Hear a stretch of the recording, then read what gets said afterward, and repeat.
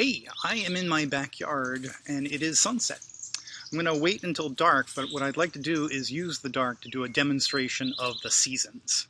So I have a 1000 watt light bulb set up and I'm going to show it to you here in the twilight. There it is, 1000 watts, and it's inside this translucent globe. And that's going to represent the sun.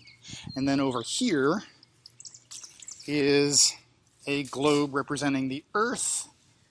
This is not the scale. Earth is about 100 times smaller than the sun, but this will work for showing why the seasons happen. If you've ever noticed a globe, how often the stand on the globe has this tilt to it. That tilt is the 23.5-degree tilt of the Earth's equator relative to the orbit of the Earth around the sun.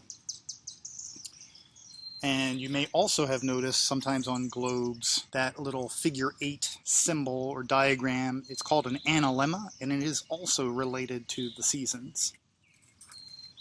But we're going to wait until dark, and we're going to act out the seasons with the help of the sun off in the distance there.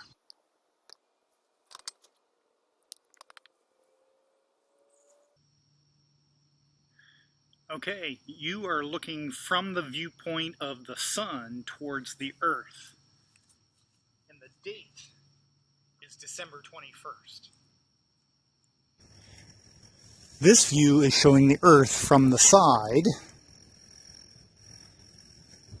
There's the sun over there.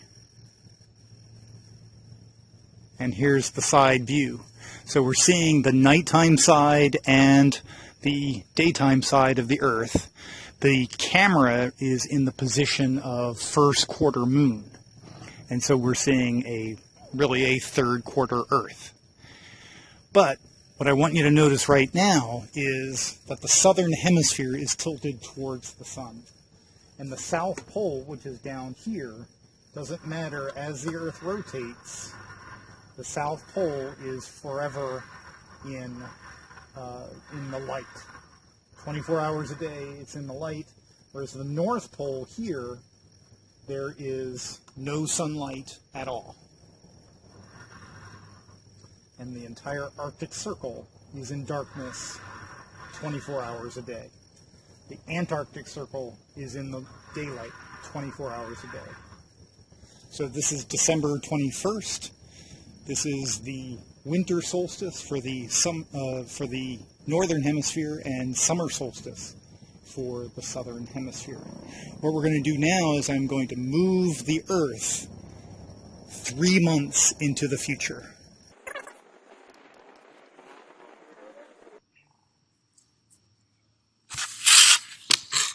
Here we are. It is March 21st. This is the equinox, the spring equinox for the northern hemisphere, the fall equinox for the southern hemisphere. You can see that the terminator, the line between the daytime side and the nighttime side of the Earth, is running straight through the poles as the Earth rotates.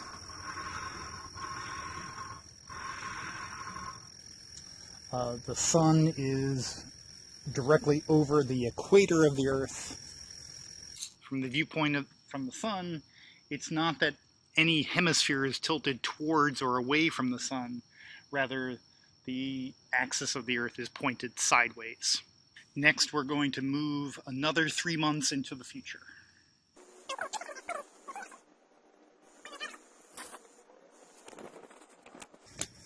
Here we are again, the side view. The axis is still pointing in that same direction, but now that direction, the North Pole, is now tilted towards the sun, not away from the sun. And so as the Earth spins, the North Pole of the Earth is 24 hours a day in the sunlight. The South Pole of the Earth is 24 hours a day in the darkness. The sunlight is beating down more directly, that is more vertically, onto the northern hemisphere. For people in the southern hemisphere that get daylight, but the sun is not as high in the sky. One more time, 3 months into the future.